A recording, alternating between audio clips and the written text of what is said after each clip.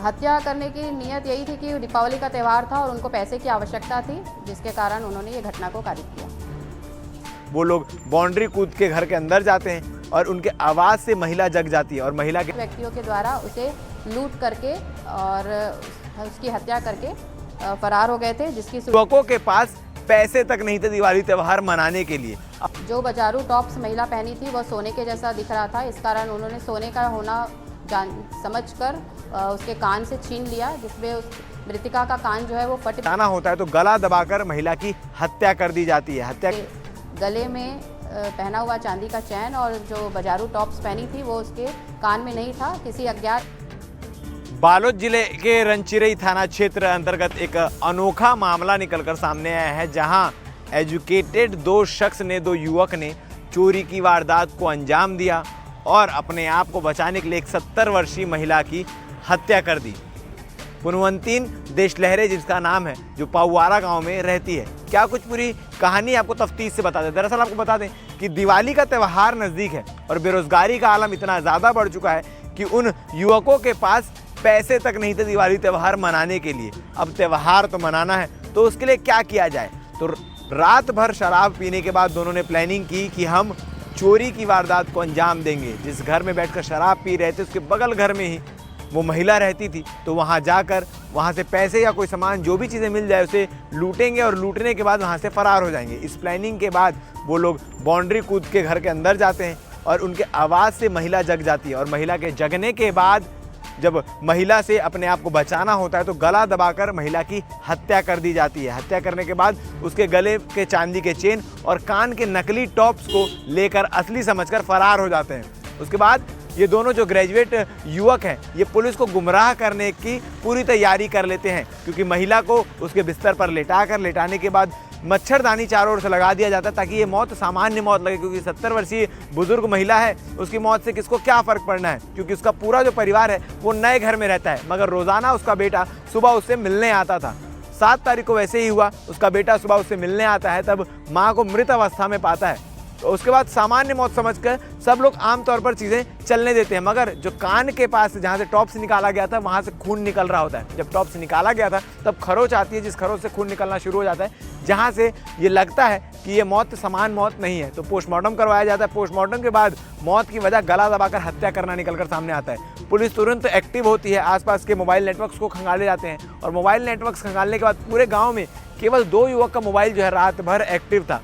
Police जब उन 2 युवक को गिरफ्तार करती है, पूछताछ करती है, तो पुलिस को गुमराह करने की तैयारी करते हैं। पुलिस को गुमराह किया जाता है कि भाई हम पढ़ाई कर रहे थे तो एक दूसरे से बीच में बात कर रहे थे, इसलिए हमारा फ़ोन एक्टिव था। मगर बाद में पता चला कि वो रात भर यूट्यूब देख रहे थे, भजन सुन रहे थे और एक दूसरे से फ़ोन में बात कर रहे थे। इसके बाद जब सख्ती से कार्रवाई की गई, सख्ती से पूछताछ की गई, तो सारा गुनाह उन्होंने कबूल किया, जिसमें उन्होंने बताया कि दिवाली त्यौहार मनाने के लिए पैसे नहीं थे तो हम चोरी करने गए थे, मगर महिला जग चुकी थी तो अपने आप को बचाने के लिए महिला की हत्या करनी पड़ी। अब अच्छे खासे पढ़े लिखे दोनों युवक हैं जिनका मैं जिक्र कर रहा हूं, जिसमें से एक BSc B.Ed किया हुआ है तो दूसरा BA पास है, मगर उसके बाद भी नौकरी नहीं होने के कारण, जेब में पैसे नहीं होने के कारण आपराधिक गतिविधियों में संलिप्तता होती जा रही है। और इस प्रकार से पहला केस नहीं, ऐसे ही कई सारे मामले निकलकर सामने आते गए हैं। अब इस पूरे मामले को लेकर पुलिस ने प्रेस कॉन्फ्रेंस की है। बालोद पुलिस ने क्या कुछ आगे कहा है, आप आगे वीडियो में सुनिए। मामले का संक्षिप्त विवरण इस प्रकार है कि दिनांक 7 तारीख को सूचक जो है ओम प्रकाश देशलहरे, उसने थाने में रिपोर्ट दर्ज कराया कि इसकी माँ मृतिका जो है पुनवंतीन बाई देशलहरे 70 साल की है, गाँव पवारा में अपने पुराने मकान में अकेले रहती थी, जो कि सुबह से दिखाई नहीं दे रही थी। पड़ोसियों के द्वारा जो प्रार्थी है इसका बेटा, इसको पड़ोसियों के द्वारा सूचना दी गई कि जो उसकी माता जी है वो सवेरे से दिखाई नहीं दे रही है।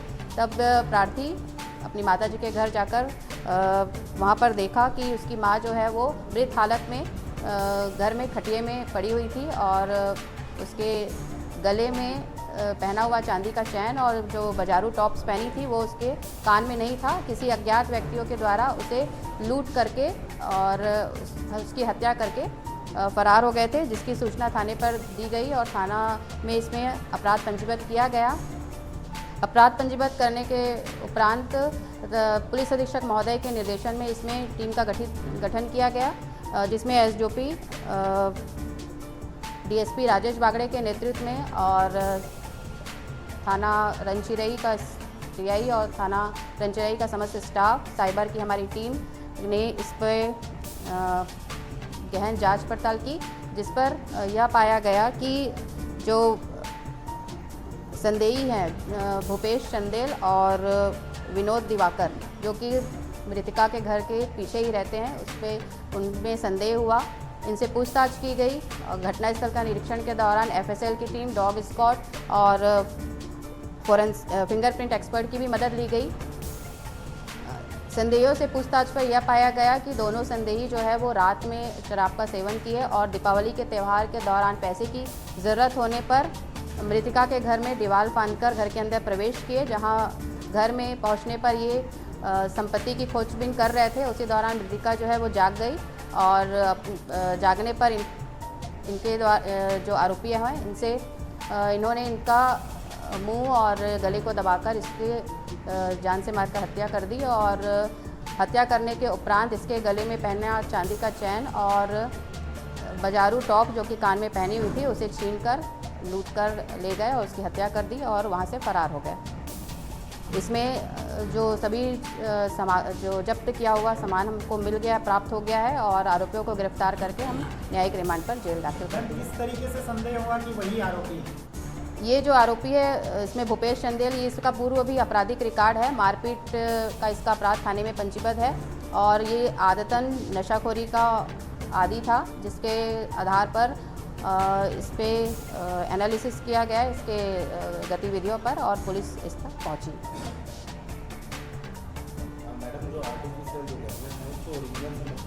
हाँ, जो बाजारू टॉप्स महिला पहनी थी वह सोने के जैसा दिख रहा था, इस कारण उन्होंने सोने का होना समझकर उसके कान से छीन लिया, जिसमें उस मृतिका का कान जो है वो फट भी गया और उनके द्वारा इसको सोने का समझकर लूट लिया गया। मैम, हत्या करने की नीयत क्या थी?